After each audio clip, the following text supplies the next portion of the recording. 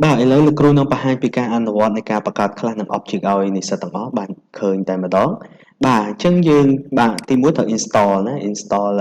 Microsoft Visual Studio 2013ក៏បាន14ក៏បាន17ក៏បានឬក៏19ណាថ្មីហ្នឹងឬក៏ Visual Express កាលណា Express C30 តែបើក៏គ្រូនិយាយ Visual Studio គឺមានន័យថាអឺវាមានកម្មវិធីច្រើននៅក្នុងហ្នឹងណាដូចលោកគ្រូ install អញ្ចឹងវា13ហ្នឹងគឺល្មមទូទៅយើងអាចប្រើប្រាស់បានបាទយើងអាច click មកអញ្ចឹងវានឹងចេញផ្ទាំង Visual Studio Ultimate ហ្នឹងឃើញទេយើងធ្លាប់ឃើញអញ្ចឹងទីមួយលោកគ្រូបង្កើត project មួយបាទអាហ្នឹងគឺវាដើរយូរបន្តិចដំបូងដូចលោកគ្រូប្រាប់តាំងឆៅមាសមុនអញ្ចឹងវាដើរ let តិចបាទដោយសារវាត្រូវការបង្កើត component ឬក៏ load កម្មវិធីផ្សេងៗបានច្រើន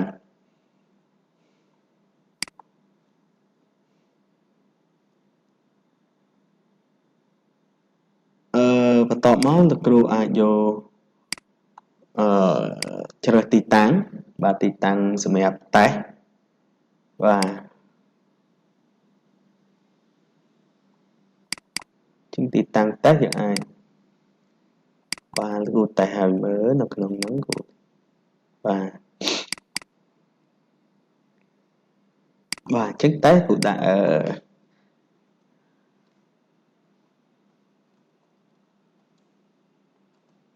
create class and object បាទគ្រូដាក់ឲ្យដូចតែម្ដងដើម្បីងាយស្រួលក្នុងការពិនិត្យមើលណាបាទអញ្ចឹងគ្រូរងចាំបន្តិចដើម្បីឲ្យវាបង្កើត project ព្រោះនៅក្នុងការបង្កើតនោះវាមានច្រើនបាទសម្រាប់យើងបាទចឹងយើងបានយល់ពីឧទាហរណ៍ពីខ្លះហើយអញ្ចឹងដើម្បីបង្កើតវាដូចលោកគ្រូបានប្រាប់នៅក្នុង slide យើងអាចចុចយក new project ហើយយក add class នេះបាទឬក៏នៅក្នុង solution explorer អស់លោកអាច right click វាឃើញទេបាទយើងអាចយក add ឬក៏នេះnew item ក៏បានអូខេបាទអញ្ចឹងយើងអាចយកនេះឬក៏ class ក៏បានអូខេលោកគ្រូអាចបង្កើតតាមវិធីណាក៏បានដែរណាបាទអញ្ចឹងគ្រូអាច add class មកហើយលោកគ្រូអាចវាយ class មួយឈ្មោះថា person បាទ person ណា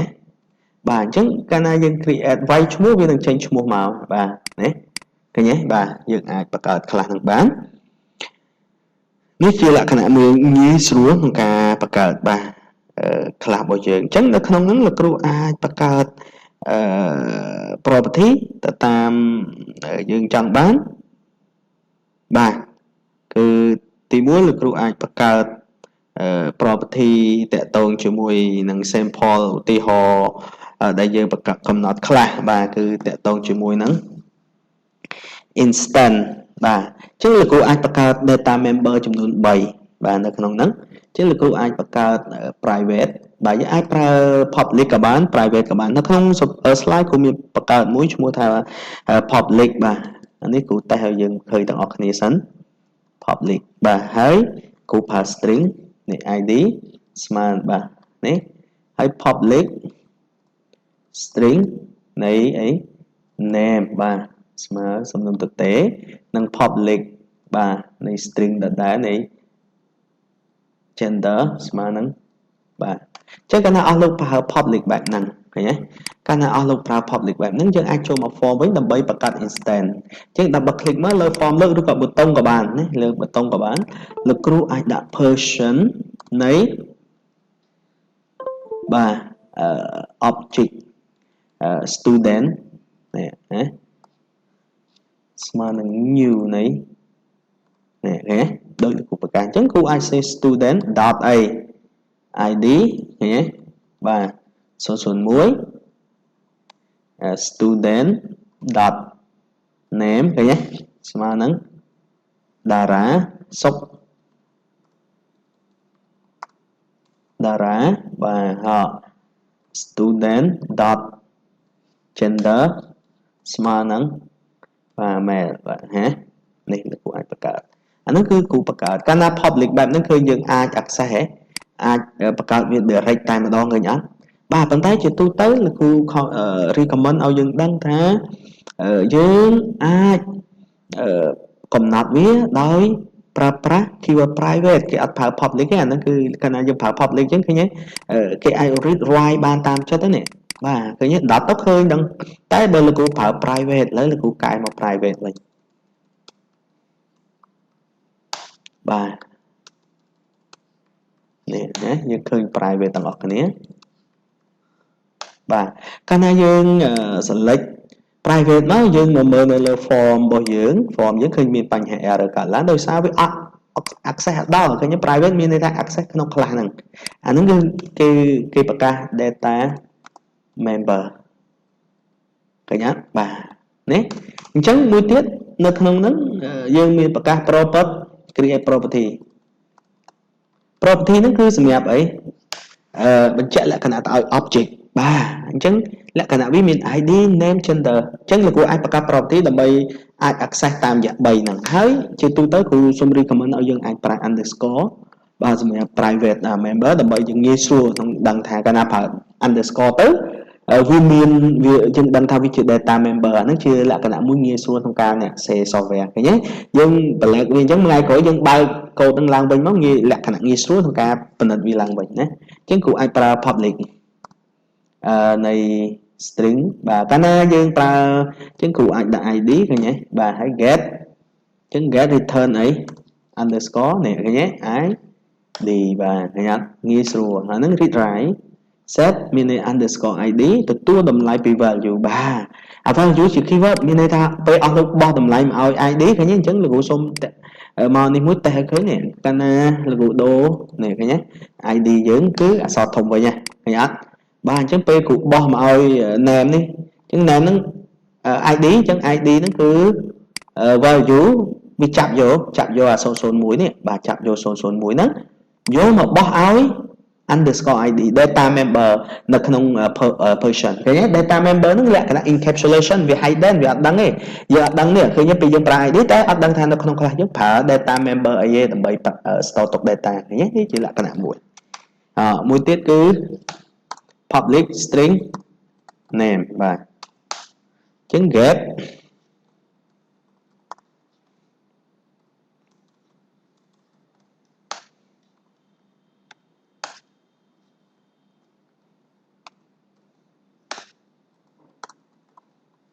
បាទហ៎គ្រូអាចអញ្ចឹងនៅក្នុងនេះលោកគ្រូក៏អាចដូរ name ហ្នឹងទៅជា property វិញណាសម្រាប់ read write គេអត់ឲ្យ read ដោយផ្ទាល់ជាមួយ data member ឃើញអត់បាទបន្តមកទៀតលោកគ្រូអាចប្រើ public មួយទៀតគឺប្រភេទជា string ដែរគឺនៃ gender ឃើញទេបាទអញ្ចឹងលោកគ្រូប្រើ get នេះគឺយើង say តាម standard វាបាទ return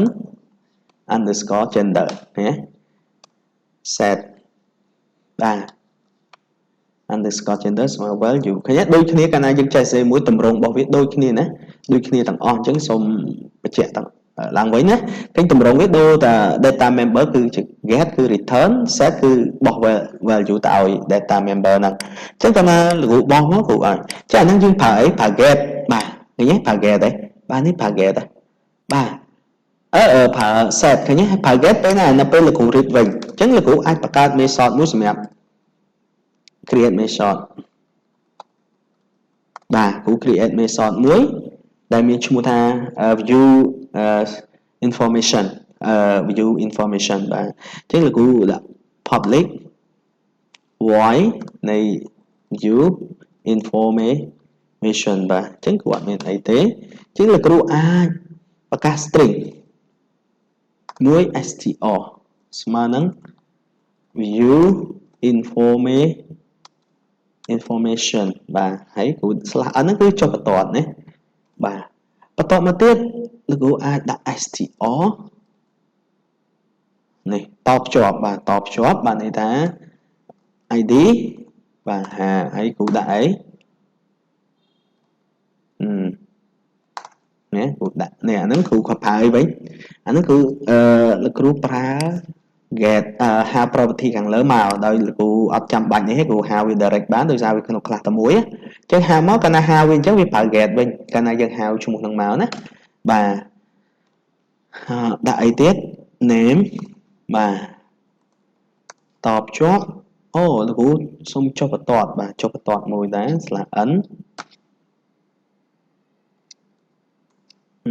ឬក៏អស់លោកអាចដាក់ចេះក៏បានយើងដាក់ /n ចេះហើយដាក់អូខេតែមួយអាហ្នឹងបន្ទាត់តែមួយគ្រូសេតែមួយតែគ្រូអាចចុះបន្ទាត់បានបាទហើយតមួយ name បាទតមួយចុះបន្ទាត់បាទហើយនឹងតមួយទៀត gender បាទតជាមួយនឹងនេះវាហៅមកកាលណាស្គាល់ណាបន្ទាប់មកលោកគ្រូ mistake អញ្ចឹងកាលណាអត់ចេញអញ្ចឹងយើងអាចចូលព្រោះនៅក្នុងខ្លះវាអត់មាន mistake box ទេអញ្ចឹងលឺឡើងមកកន្លែង header គេហៅ namespace យើងប្រើ system.window.form បាទកាលណា import ហ្នឹងទៅលោកគ្រូអាចប្រើ mistake បានណាបាទ .show នៃ str ហ្នឹងមកបាទណាអញ្ចឹងនេះគឺសម្រាប់ view អញ្ចឹងនៅក្នុងកន្លែងនេះលោកគ្រូអាចហៅ student dot view information អូមានចែអញ្ចឹងមានន័យថា method យើងជាប់ចែមកបាទណាបាទអញ្ចឹងកាលណាយើងមើលទៅស្រួលដឹងណាបាទអញ្ចឹងលោកគ្រូតេស្តមើលឲ្យមើលមួយណាអញ្ចឹងគ្រូ view មក run មកបាទវា compile ដំបូងរៀងយូរបន្តិចបាទណានេះឃើញយើងបញ្ចូលទៅឲ្យវាហើយតមកវាទាញរីតមកវិញហ៎អញ្ចឹងអាហ្នឹងគឺតេតន័យយើងវាតកតងនឹង student ឥឡូវលោកគ្រូអាចយកខ្លះកាលណាខ្លះមួយលោកគ្រូអាចយកពី teacher ស្មើនឹង new នៃណា person អញ្ចឹង teacher យើងអាចបង្កើត object ចេញច្រើនពីគេហៅថា class តែមួយបាទអញ្ចឹងក៏ឲ្យ id teach 001បាទហើយគ្រូដាក់ teacher dot name ឈ្មោះគាត់គឺ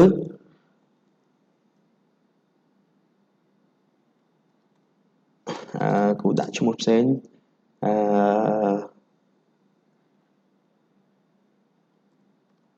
នៅវិចិត្របាទណាណ៎ teacher យើងភេទប្រុសដែរឃើញទេmail បាទហើយលោកគ្រូដាក់ teacher ពេលកាលណាទទួលពីនឹងមកគឺពុំគំរូតែមួយគឺមានមេសតដូចគ្នា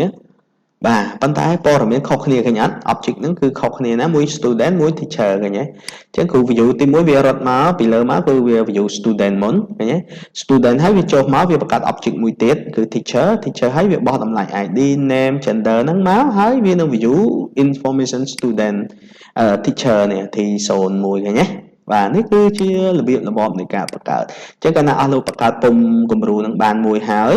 ឃើញទេបង្កើតពុំនឹងបានមួយហើយអញ្ចឹងមានន័យថាអស់លោកអាចបង្កើត object ជាច្រើនចេញពីពុំនឹងឃើញទេដូចយើងនំអញ្ចឹងណានំគាត់ពុំមានមួយអញ្ចឹងយើងអាចចាក់នំបានច្រើនណាបាទអូខេអញ្ចឹងអរគុណដល់និស្សិតទាំងអស់ដែលតាមដានដល់វីដេអូលោកគ្រូហើយសង្ឃឹមថានឹងអាចអនុវត្ត